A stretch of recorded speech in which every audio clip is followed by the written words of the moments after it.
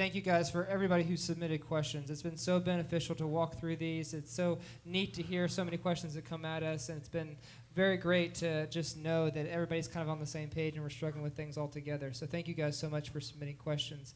We talked a lot about in some of the first services a number of different things, but one thing we talked about was bullying. But also we've seen a recent shift within schools about faith. You know how they're trying to maybe get faith out of school and different things. So any suggestions for parents who maybe have kids who are coming to them with questions about why does science tell us something different, or why is my teacher telling me something different, or why are the kids in the school talking different? That's a great question, and I'll do my best to answer it. Probably one of our longer answered questions, but there's a lot of resources about this. So let me just kind of do like a little kind of preface it a little bit. As parents, our responsibility is to shape our children in the understanding of faith. And so often we see now in our culture there seems to be a divide between what science says and what God says in the Bible. But what we have to understand is the Bible never sets out to prove God's existence. It begins with the knowledge of God. So the Bible begins, in the beginning, God created the heavens and the earth. So it just starts with that understanding. And as we search the scriptures, we see it is always assumed throughout the Bible that God is real and that everyone reading that would know that.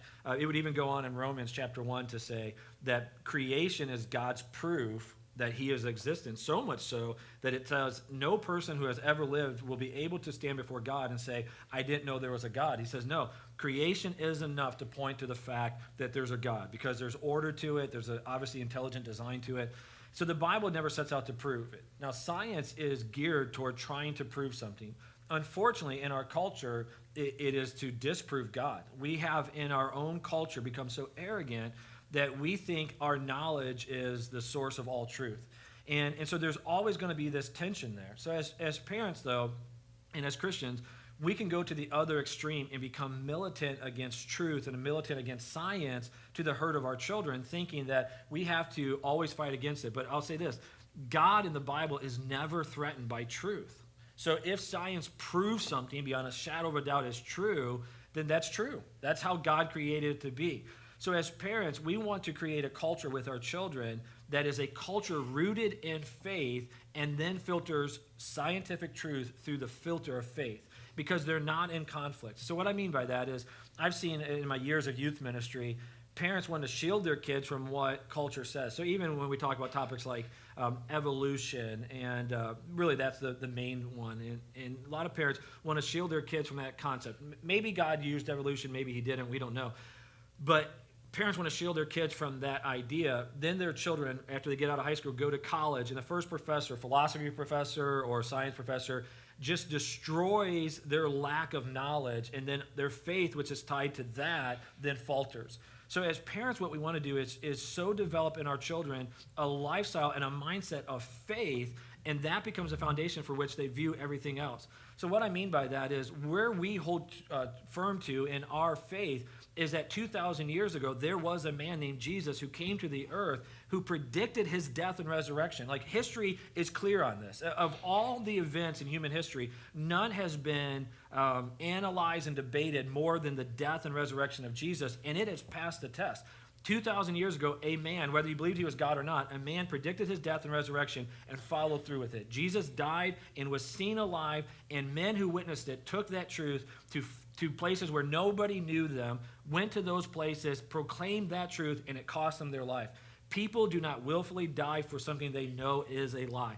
So for us, our faith is on this truth. Jesus died and was resurrected, and he claimed to be God.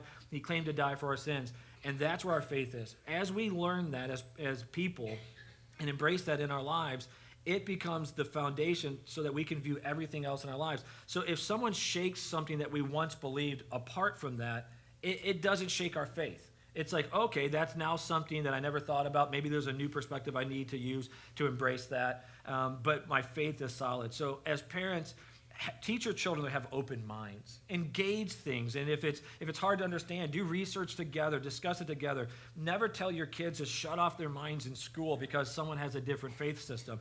Teach them how to have open minds. Teach them how to process truth and to process lies and to have discussions and to read and to be intelligent. Christians should be the most intelligent people in the world because we are rooted in faith and we have a supernatural God on our side to open up things to us. So again, I preface it that would be the longest answer I give, but I think faith is the answer, and they're not in competition with science. And then if you want to go more in detail, there's so many good resources out there, and if you have questions, people can come and ask me later. I can give them to them. Any other tips or points or any? Yeah, I want to talk a little bit. You also said prayer in school. I want to talk about what we teach the kids upstairs is that prayer is a constant dialogue with God. And so I'm constantly teaching your kids, talk to him constantly. Bring him into your situations. Bring him into everything that's going on in your life so that when you're at school and you're by yourself, you're talking to God going, what should I do next? Is this okay? And you're weighing out what you know his truths are. So anytime a kid says to me, they say, I can't pray in school, I say, yes, you can. Yes, you can. You don't have to carry a sign and make a thing about it, but you constantly talk to God, and nobody can take that away from you. And so just create that dialogue with your children where they're constantly learning that God is 24/7, and you're talking to him all the time, and it will make a difference in your life. And as they learn that, they won't let anybody take it from them. Great stuff. In the first service, we talked about putting your child on birth control, but we had some parents asking questions specifically about God's view on birth control and what his plan for raising kids, and should we have a certain number of kids, those types of things. So, yeah, I've had this question posed to me many times over the years. So there's two sides of this question. So let me address the first one. And should we choose how many kids that we have? And the scripture doesn't tell us how many we should have or not have. And so one side of the argument people will say is you have to allow God to make that determination. And a lot of times they'll quote scriptures where it talks about children being a blessing from God. And who are we to refuse blessings from God? So that's one side of the argument. My response to that has always been, but there are other things in scriptures that are considered blessings from God that we would refuse. So cattle, sheep are referred to as blessings from God. You try to give me a cow, I'm going to say no thanks, right? I'm going to butcher that thing immediately. But it's, I hope I didn't just offend animal rights people in here, but I'm not going to personally do it. I'm going to hire someone. Is that better? And just kill it on the spot. Boom. All right, so it's the third service, okay? This is where I go, Brandon, all right? No, so cattle is referred to as blessings from God. Wine is referred to as a blessing from God. So there's a lot of things that we understand, even the blessings of God in our lives, that we have a ability to choose how we process and how we use that.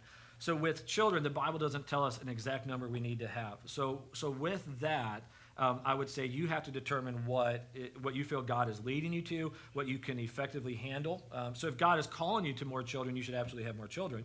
But if you don't feel that calling, then you have to just, I think, use the brain God has given you and determine, can we give the attention necessary? Do we have the resources necessary to handle this and then handle it that way? But there's another side to that argument with birth control, and that is some people believe that birth control is a very early stage abortion, and that's some of the debate of that. So I did research on that when I was asked this question a few years ago, and I actually contacted my mind just fails me, OBGYN, but it's the Christian Association of that. So I contacted them and said, can you give me any information on that? Because if this is true, then I want to be the most outspoken person for that. And they said that the way birth control works, that's not true. And scientifically, there's no way to prove it one way or another, but if it operates the way that it's supposed to, that it's completely safe and it's preventing pregnancy, not doing early stage abortion. So there was that side of the argument that scientifically we believe, as best we're able, that that's not taking place. And so if it was abortion, then I would absolutely be against it, because I am pro-life. I believe God is pro-life. So, as far as teaching kids about finance, we had some questions about how early do you begin to talk to your kids about tithing, about giving, about being generous, as well as even rewarding them in the home system when they do chores and things. So can you give a little insight into that, maybe? Sure. I think as far as teaching your kids about tithing and how to handle finances, you have to just be smart in terms of what your kids can understand at different stages of life. And just teaching, I think you should teach them from the earliest stage that they can understand about giving back to God and giving the tithe, what is his. And just something simple that we've set up in our home, it has seemed to work well, is we have 3 different jars that we use for our kids. We have it's just old jars that we've recycled. So a tithing jar, a a savings jar and a spend jar. So when they get money for their birthday or for Christmas or something like that, or they've done a job and they've gotten some money, we'll put 10% immediately into the tithe jar, 10% into the save jar, and then the rest of their money is theirs to spend. If they want to save up for something, great. If they want to go that day and spend it, that's fine too. So teaching them that balance, something they can see, and then they take their tithe to church the next week. So we are very proactive with that. And I just think it's good to have good financial conversations. Even if you don't feel confident in how you're handling your money, I think it's a good opportunity to start talking to your kids about money so that that process isn't repeated and you can learn together. Don't feel intimidated that you have to have everything under control and to be able to do this. I think it's just taking those baby steps one at a time. And I think helping kids process through how they spend their money is wise too. So I think all of parenting is just having ongoing conversations with your kids. So when they face a new situation, you're going to talk about that. And so I know when we go to, your kids are probably all the exact same. You give a kid $20, you take them to the store, the first thing they see, they want to buy. It's like $20, yes, let's do it. And having to walk them through and say, well, is that a good buy? Like I know my kids, when they were, a while back, they were just stuck on Nerf guns. So, but after you have 14 Nerf guns, you're kind of saying, we have a good enough arsenal. Like we can fight for a while with this. And so helping them figure out what's a better way to spend that money. And you can then start to have conversations about the quality of things and how it can be used. And again, it's just setting that foundation for your kids to better understand how money is used. And then also use that, I know Mary's good at this too, is explain to our kids how to be generous. With their money, not just with God, but with others, and using their money to buy gifts for someone else. So when our kids go over to someone's house for a birthday party, it's often our money that we're using to buy those gifts for them, a gift card or something, but we're talking to our children about, we're doing this to be generous, it's a gift, and I think, again, it just leads to really good conversations. I think, too, with tithing, if you are a tither, you know God's faithfulness.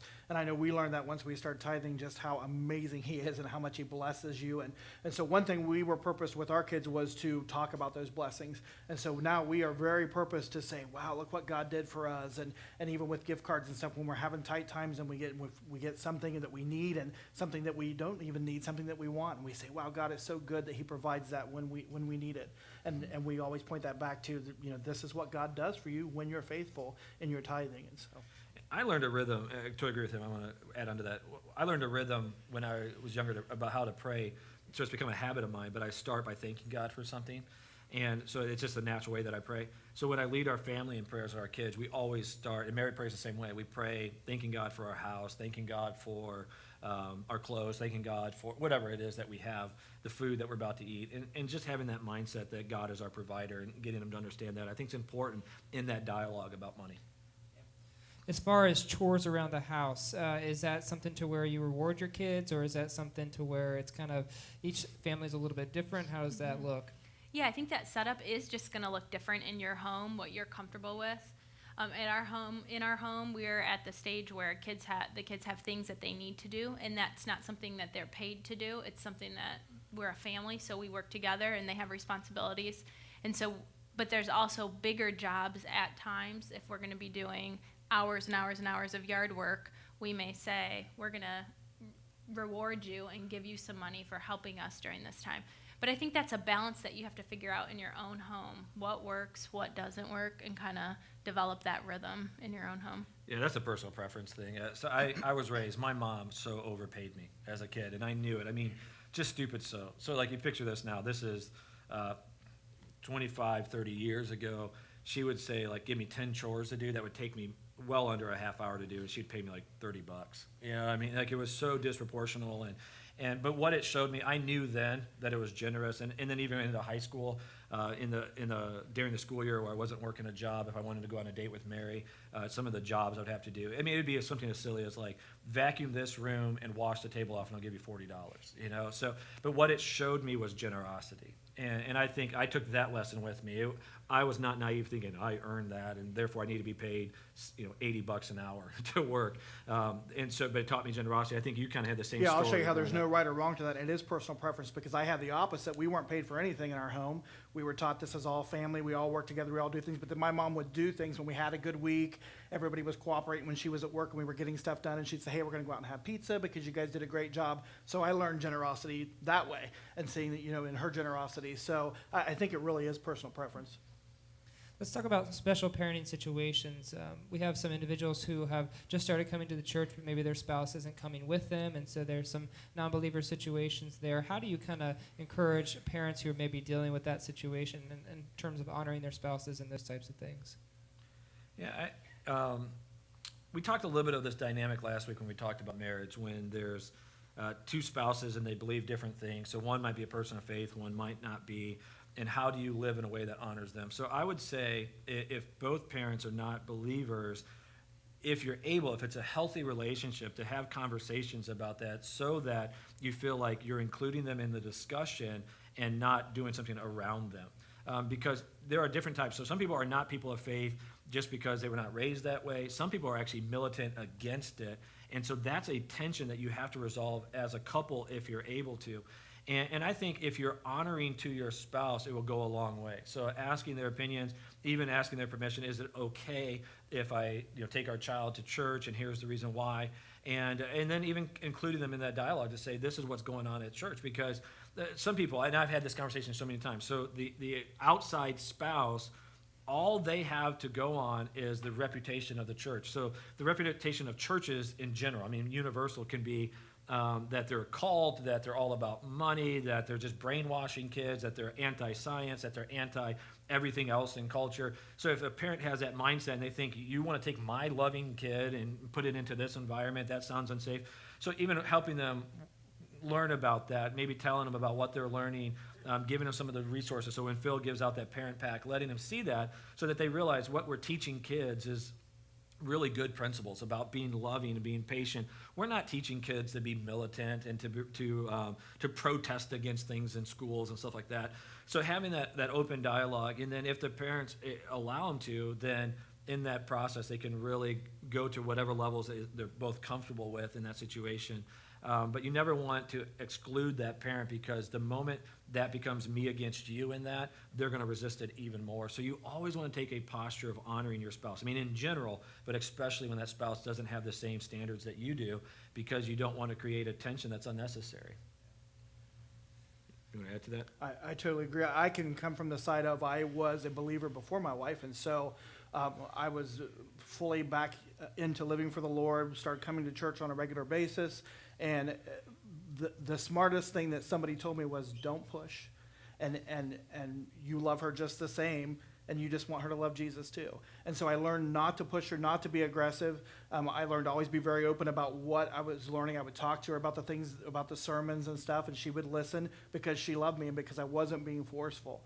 And also, even with the kids, as I would say, can I, our oldest son at that time, can I take Justin? They're teaching him good things, and I would tell her what, and she was perfectly fine with that because she loved him and she loved me. And so if you're not aggressive, and I know that's every circumstance is different, but in our case, by not being aggressive, I was able to show her what really was best. And so she slowly then came along and eventually then gave her life to Christ. Yeah, and what we talked about last week, and I actually used you guys as a reference last week. I don't know if you heard that service. Thank you for allowing me to do that, even though I didn't ask Thanks permission. for asking. He But didn't ask me. I didn't ask, but I knew you guys would care. But even that side of it is that such honoring approach to the spouse is really the foundation of it. So she could see Phil's life. He was so respectful to her, and she could see the difference it was making in Phil's life. So even as a parent, if the faith is not impacting my life in a positive way, and then I'm telling my spouse I want to train my kid in this belief system that's not even impacting my life, I think that loses the weight and the influence. So she saw how it was impacting Phil. That became attractive to her. Stacy started to hang around the church, even was one of our best volunteers before she ever attended our church. She would come and set up for First Place Club and all that, got to know other Christians, then realized these people aren't crazy, it's healthy, it's good, and then she got saved, and obviously she's a dynamic part of our church. And I had to be careful. It made me even dig in more to what I was learning, what I was believing, because I had to show her that side of love, and it was hard. I would get angry. I would want her, I would want to force her to believe sooner. I would want her to let me bring the kids without any confrontation. And so I had to really dig into what I was learning too, and it made me stronger. Another unique situation is blended families. We touched a little bit on that last week with regards to marriage, but in terms of a blended family and parenting in that situation, it is so unique. So how do you work with a home environment that is blended? You want me to do it? Well, let's tag team it. You go first. I go first. Well played, Phil. As I said last week, I think the parenting, where it becomes difficult in a blended family, is that now you're having two standards instead of one. So you have one spouse standard, the other. But the dynamic that you have to understand is the house that the child is in, for whenever that child is in that house, there has to be set rules. So we'll go hypothetical here. So say Mary and I are a blended family now, so we're married together. When my children then would be in this home, they need to understand that we have rules for our home. These are rules established by Mary and myself for our home. Those rules might be different when that child would be with mom, okay? And we understand that is now the dynamic of life. There's really no way to fix that. If you have a really healthy relationship, then you can talk together and try to establish the exact same rules in either home. But just the reality is there's going to be a difference. I mean, that just is. We all parent differently. The same way that Mary and I, united in our home, still parent differently because we're different personalities and every situation is unique. But we are going to establish for our children that in our home, these are the rules that you're going to have to submit to, and there's consequences if you don't. And so we have to be united in that and communicate it to the children so that they understand they can't pit us against each other and then me against, former spouse. And so you just have to navigate that through conversation, through relationship. If it's a really militant relationship of the divorce, then that is a dynamic that you still have to walk through and still have conversations with your kids about, pray about, and use really a lot of wisdom. But it is, unfortunately, just a difficult dynamic that I don't know ever gets resolved. It's just a dynamic it's a tension that you can't resolve. It's a tension you have to manage. Yeah, and some of the things, Pastor Matthew, you said are basic things that'll work for a regular family just as well. So one thing that we have to remember is none of us have that dynamic in our home. So we can't speak into all those situations because we don't know and we haven't experienced it. So my best advice for you is get information. And there's good Christian Bible-based information out there. I looked up some stuff this week just when I heard what the question was, just to see the kind of information that's out there. Focus on the Family has incredible information for blended families. It both has information for you as the adults, and then it has information for you as the step parent. Some just really good stuff. There's really good books out there. There's all kinds of information when you start researching. So just like you would anything, just like you do with your faith and just like you do for your children, dig in and figure out what is out there and what people that have been through it that are Christians that can give you solid, good advice that you go, yeah, that'll work for us. And then you have to pick and choose, and everybody's situations are different, and there's a lot of opinion, and there's a lot of individual things, just personal choice that you have to decide together as a family. Yeah, and the parents in the home, so going back to, if I'm using Mary and me as an example, the same way that we talked about last week with the in-laws, that I would need to defend Mary against my in-laws, she would need to defend me against her parents, right? Did I say that right? Mm-hmm. Same thing in marriage is if I'm bringing a child into that, I need to make sure I'm communicating to that child that they're going to respect my spouse. And there's going to be rules. So they're going to say, well, they're not my mom, or they're not this. And kids will pit parents against each other. But you need to communicate, well, you're still going to respect them. Even if I'm the one that's going to handle most of the discipline, they still have to honor this relationship because they're living in our home. So. And then you as well would be the person to speak to your ex-spouse if there's boundaries that need to be set or things that, communication between the kids. And absolutely.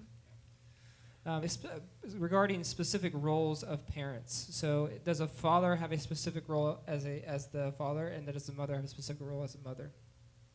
No, I don't think so. I think that's a personal preference. So scripturally, the father or the husband is the head of the home spiritually. But what that is, the model for that is that the husband's to love his wife and then lead the home the same way that Christ loved the church, which is giving himself up for her. So we talked about this last week. So my calling as the head of my home is to lead in such a sacrificial way that the same way that Christ did to the church. So I lead through sacrifice and modeling. Mary does the same thing. But in the home, I think one of the things we've confused is historically traditional roles has become almost like sacred, unnecessarily so. So in some homes, it's the dad works outside physically, does all yard work, and then inside is all mom. So mom has to do all the cleaning and cooking and laundry. And that was not established by Jesus. That was not something that, thus saith the Lord, husband does not do laundry. Thou shalt not do laundry. I wish that was the case, right? Not the case. So you have to navigate that. And I think even in humility, I think the men have to not, I'll speak for the men, and women, Mary can speak for the women, but men have to get rid of that macho thing of like, that's beneath me as a man. You have to figure out the rhythm in your home. So what that looks like is different. So when Mary and I were married and we were both working before we had kids, it needed to look one way. When Mary became the stay-at-home mom, it changed. Not that then she got all the responsibilities, but now it's a new dynamic. So I do work at times long hours, at times less hours to that. But if I'm coming home at 5:36, I don't come home and then clock out. And just say, okay, now I'm going to sit here and chill because I just worked hard all day. Mary, you do all the work. So we need to navigate that in our relationship. And sometimes it's different. So in our home, Mary still does most of the homemaking things. She does cooking. She does most of the cleaning, not all of it, but the vast majority of it. She does almost all of the laundry. But as I'm saying this, I realize how bad this sounds. And a lot of the yard work, and she does. And so even then, like she mowed the yard. Did you just judge me? Yeah, I got a funny story about this. So at our old house, we had not about you judging me. There's nothing funny about you judging me. And just kidding. They'll get our sense of humor later. When we were at our old house, we had a very small yard in the front and a bigger yard in the back. And Mary got out and mowed, and she was like 9 months pregnant. She's out there. We were pushing. showing our house. We were trying to move, and we had somebody coming to see our house. So that she's day. out there, and we must have had 5 people from our church drive by in that moment because I had people all throughout the week. I saw your wife mowing your yard, 9 months pregnant. I was like, I told her not to do that. But, so even now, all that said is we have to navigate that as a couple and Right. figure out what the rhythm of the home is. And so. I remember as a kid, let's go back real quick. I remember as a kid, I had a friend. So my dad was not traditional. He didn't do any housework that I can remember. So I have no memory of my dad doing laundry or cleaning, like none at all. And I remember my friend Tom, his dad did laundry. And I remember going over to the house, and I thought, like, something's wrong with this family. I mean, I really did. He was doing laundry, and I thought, like, the dad doing laundry? And I thought, that's weird. I remember even going home saying to my dad, like, his dad does laundry. My dad was like, oh, yeah. Like, he didn't really engage it, but I remember how weird I thought it. And then later on, I realized that was probably more normal than our situation. So, don't know why I told you that story, but I did. Help your wives. Yeah, help your wives. Mary, do you want to add on to that? Yeah, I think it just is a season of life you're in. If both parents are working, if one has longer hours than the other, I think I would stress communicating with each other and helping each other. If you see a need that your spouse needs help doing something, jump in and do that to help them. And that's a great example for your kids too, to see that as parents working together. One funny story with us is Mary, we've discovered, has superhuman strength when she gets upset at me. And like Incredible Hulk. I mean, like crazy. So this one time, we had a table in our front room, and it's still there. It's the one that's in our front room now. It's a small table, but it's probably that wide and that long. And it was in our room. She wanted me to help her move it, and we were kind of arguing about something, and I left. And when I came home, it was in our basement. And I was like, how did you get that there? She's like, I carried it. I was like, oh my goodness, I was like, that's incredible. I'm like, how did you do it? She's like, adrenaline. Like she just manhandled it down. And I thought that's impressive. And then this other time we had a door. Like she got this solid wood door from a yard sale or something, or garbage picking. And It was? she took it off someone's house. Just pulled it off someone's house. But it was on our front porch for a little bit. She had brought it up there. And same thing. We were in an argument, and I was gone. And I came home, and she had moved it inside. I mean, and this thing was like, would have been hard for 2 guys to move. And she picked it up. So I've learned now that when Mary asks me to do something, I should do it, because otherwise I'm going to be the person she picks up and carries her out. So. parenting different age kids and different personality kids, how do you change? How do you adapt? How do you learn to kind of adapt with each kid? What are some lessons maybe that you guys can give from your experiences? I use the term age appropriate a lot because it is important, because you're going to teach a 5-year-old differently than you're going to teach an 8th grader. And so you have to know your kids and what they need and when they need it. And one thing that we do well here is that we are very purposed in teaching them application at their age level. And so we teach them a lesson, and then we get them into small groups, and then we teach them for their age level according to what they should do and how they should handle it. So it really does depend on you knowing your child, because every child is different. I have 2 boys, and they are night and day. And so it really is learning who they are and then giving them the affirmation they need in the areas that they need it in, and being careful not to compare them, because God made them different and God gave them different strengths and different weaknesses. And so it's so important to know your children and then give them lots of affirmation, lots of love for the things that they do well, and then just let them know you love them just because you love them. Mm-hmm. Yeah, I think each child is so, like you said, so different, and it takes purpose and it takes time as a parent to see their personalities develop and see what they do exceed at, and to focus in on that, because each child has a gift. It may not be exactly what we desire for them to have or what we would pick to be their talent or their gift that God has given them, but God's created them uniquely. And so it's our job and our responsibility as parents to foster that and figure out, watch them and see what they do well, whether that might be a personality trait, that might be actually they're really good at school or at a sport, but foster that, provide opportunities then when you've figured out what they do well, to really show that and bring that to light. And like Pastor Phil was saying, just pour love and encouragement into their lives, because they really are just sensitive little sponges that are picking up on things. And I would say, to add on what Mary said, because she just helped me with this thought process recently, is it's not just what they do well, it's what they like to do. And I had to navigate that, because I was too quick to want to just pull the trigger on something like, oh, you tried this, and specifically like with sports. Oh, you tried this, you weren't great at it. Let's try something else. And in my heart, I felt really noble that I was trying to find something that they would really excel at. And Mary was like, Matt, they're little kids. Like, who knows if they're going to be good at that? And at first I'm like, because we tried it one year. Like they weren't good at it. And I realized, you know what? It's what they enjoy to do. And what they enjoy, they might not enjoy later on. They might change it. And so as parents, it's I think we're in a culture that is demanding kids determine too quickly what they're good at, what they're not good at, specifically in sports. That's just kind of the world I roll in.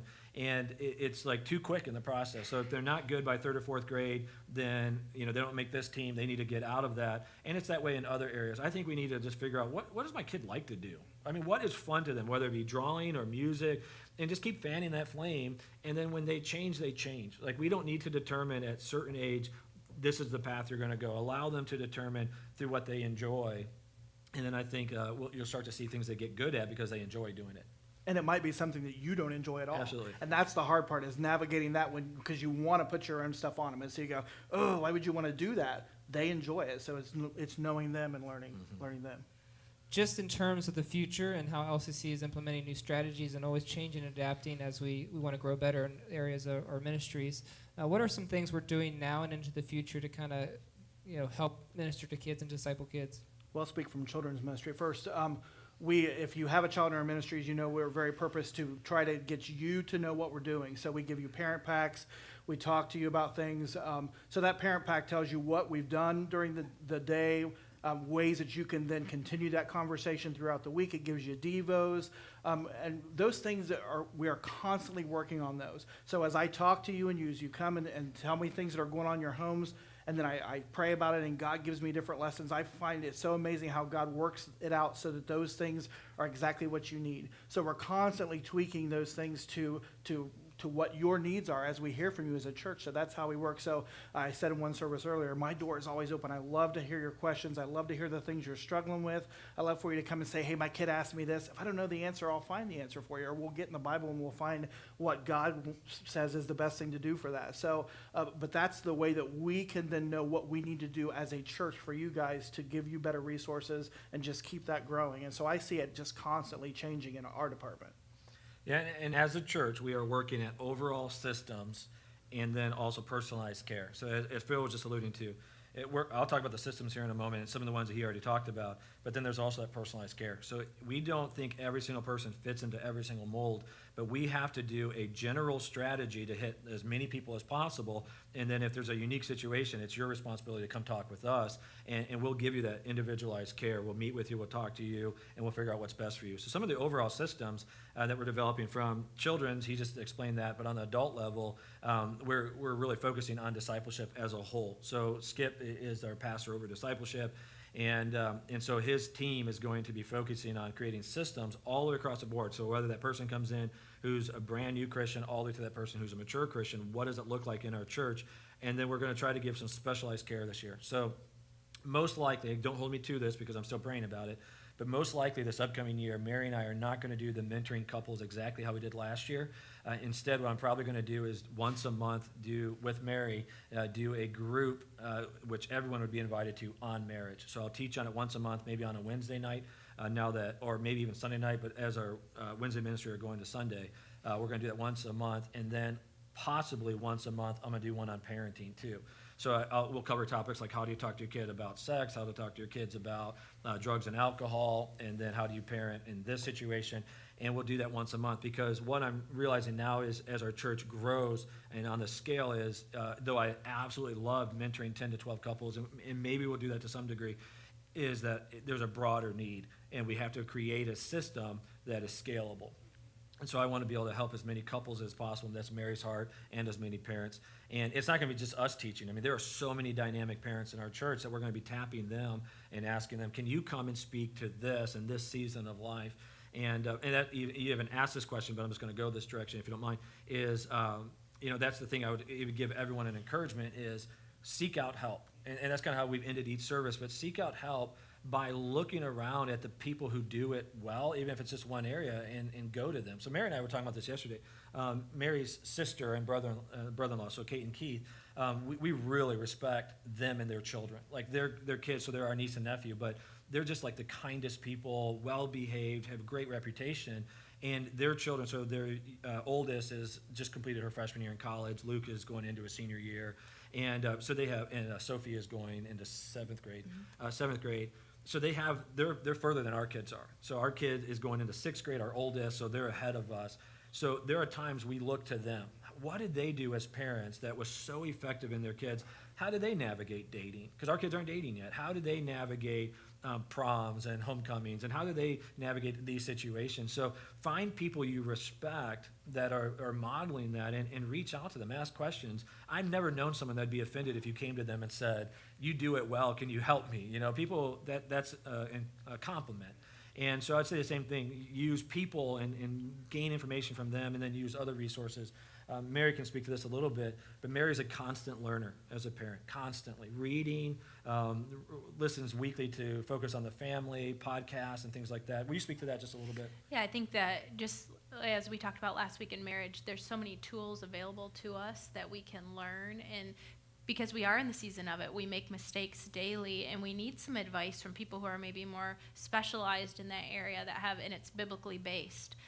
Reading your Bible to get insight into how God wants you to parent, praying for your children so that God can give you supernatural wisdom on how to make good choices for your kids and how to parent well. And I think it is just about learning and being purposed in parenthood in order to have kids who grow up in a healthy way. Mm-hmm. And don't try to do it alone. I mean, right. I would recommend any of our pastors, like all of them have these really healthy marriages and home lives, to reach out to them, talk to them. So whether it be you, us, Ron, Joe, Chris is around here too. Reach out, and then they can put you in contact with other people. Because our church is so large and there's so many dynamic people, we know who those people are. So we can even give you specialized. If your kid is going through this issue, we might say, hey, you need to talk to this family who went through the same thing, and we can connect you. So just don't try to do it alone. Same way I say don't try to do marriage alone, don't do parenting alone, don't do discipleship alone. We're not designed that way. We're designed to be a body and to help each other. What resources do you specifically use in your ministry that maybe kids could take home or the parents could take home and utilize at home as well? What Bibles and those types of things? Any scripture that we teach your children comes from the New International Reader's Version, and that is a version of the Bible that was based on a third grade reading level. I would recommend it for anybody. I use it often for myself because sometimes I'll read it and I'll go and I'll look at that translation and it totally clicks. It totally makes sense to me.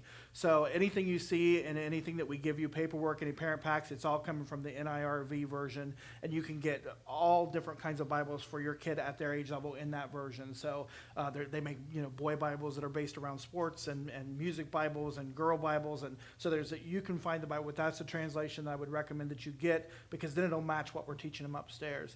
And then, like I talked about the parent pack, it's just a great resource that tells you everything that we went through for the day, gives you devos. So if you use that, it's really going to help you. And especially if you're new and you're just learning God yourself, you are going to learn so much right along with Him. Doing devotions is the best way to grow as a family. And then it just brings up other questions and other things that are going on in their lives. And then you can say, how should we handle that? And how does God want us to handle that? And even as Matthew said, we will all be open to help you at any time. And we all have good things and bad things that we do well. I have areas that I'm great at as a dad, and I have areas that I'm still working at and I'm still learning. And so that's the beauty of a Christian body is none of us are perfect. None of us up here are perfect parents, but we're all trying to go towards God with our parenting skills and with our kids. And so we work together as a team and as a family. If I could say one last thing, I don't know that we hit this topic today, but a lot of people ask, at what age do you start doing devotions with your kids? And I would say preschool, right when they're able to start to have conversations, even if it's on a very early level. And there are devotional books for preschoolers that it will take you 30 seconds to get through because you're just setting a habit in your home. And we do that a as rhythm. well through the parent pack. There's a whole Okay. a preschool section in there. It looks different than the 6th grade version. Yeah. That's the thing, is learning that different things look different for the age of your kid and what season your family's in. So sometimes with the lifestyle that you have and the business that you have, you might have to do it at a different time of day, and then you talk about it throughout the day. So everybody has a different style that they can use that will still be effective. Absolutely. And there's so many cool resources. We'll put out a document this week. We'll put it on our app and then on our website of just a bunch of resources. But there's so many cool devotionals there's one that every story points to Jesus, and it's probably that 5 to 8 year old range. And then there's the Action Bible, which is so well done. It looks like a comic book, and it's pretty thick. And we went through the Bible in 1 year as a family using the Action Bible. So we would read one story. My sons were glued to it, and we would read that story, and then we would talk about the lesson from that story. So there's so many different age-specific things, but start at whatever age your kids are now. So if you've never done devotion, start right now. But if they're babies or whatever, as soon as they hit that preschool age, start it so it becomes a habit, a rhythm in your home. Pray with your kids every single night, and then let it go through as they get older. Awesome stuff. Thank you guys so much. Phil, would you like to pray for us? I'd love to.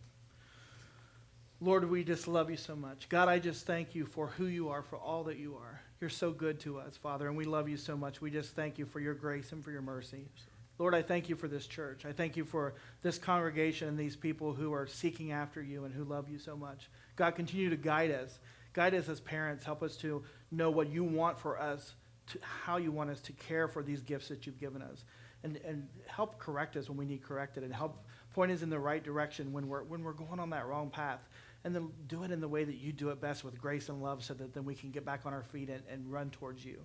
God, we are so grateful for all that you do for us here. Just continue to pour into our ministries at all age levels and help us to glorify you in each of those, because when we do that, we know we'll be going in the right direction. Lord, we love you so much. We thank you for all that you are, and we pray all this in your mighty and amazing name. Amen.